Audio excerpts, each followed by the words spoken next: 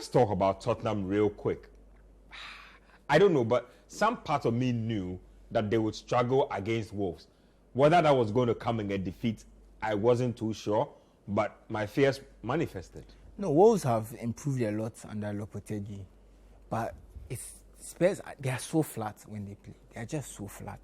And it's so difficult to see because, remember the end of last year? I always say this, the end of last season, they were looking very good. You thought their additions would help. Yeah. But look at someone like Richarlison. They paid 60 million for him. He hasn't scored a goal this season.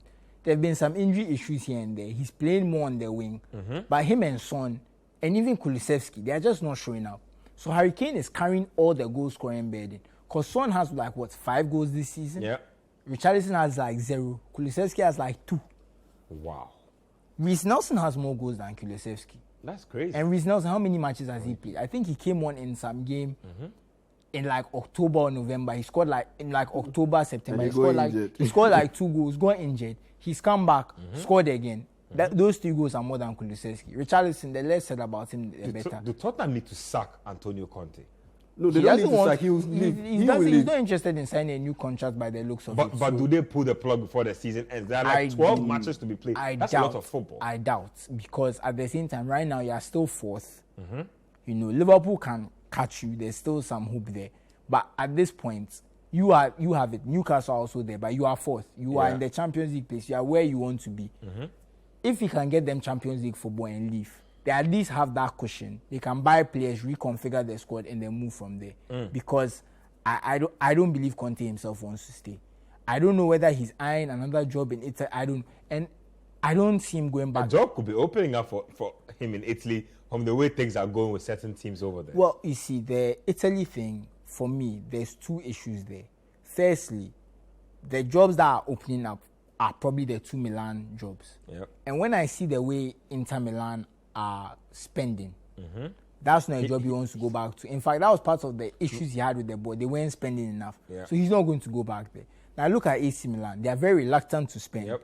They're prepared to buy prospects and exactly. Yeah, so I don't see that working for him. And even his salary, I believe that the current AC Milan coach makes about a third, not half, about a third, if not a quarter of what Conte is making now. So there's no way they are going to pay him that much anyway. So really, looks like you might have to stay in England then. He might have to stay in England, and the way he's sounding, he doesn't sound like he does. So I don't know what happens with Conte, but this Spurs team is not good enough, and that's on him, because you can't tell me that they are playing so flat because the players are not good enough. I'm not saying that they are good enough to win the league. Fair enough. I thought they could have, but they clearly can't at this point. But you are not. They look flat 90% of the time. Yeah. They play well for 15 minutes and win games. Let me just hold you to 2 straight answer questions. Will they do better with another coach in charge of this same squad? In terms of their consistent performances, consistency, like playing position well on the table, everything else. I don't know about position on the table because the results are quite good. But in terms of playing consistently well throughout matches, definitely. Do they need to get rid of Conte now? You don't think they need to get rid of him now? Look, their aim is to qualify for the Champions League. They are currently 4th. So it will be very difficult to sack him. Based on what? Why are you sacking him? If you understand my question. You think he'll make top 4? I'm not too sure about that because that's why I said Newcastle are looking good. And Liverpool have now gone 5 games without conceding. So maybe there's a revival there. So there's still, but you are still 4th right now. Yeah. They are still there. And I'm sure even if they finish in the top 6, it will be a disappointment, but they can live with it. So for me, I don't see any reason to sack Conte, but he himself doesn't seem committed to the project anyway. Yeah.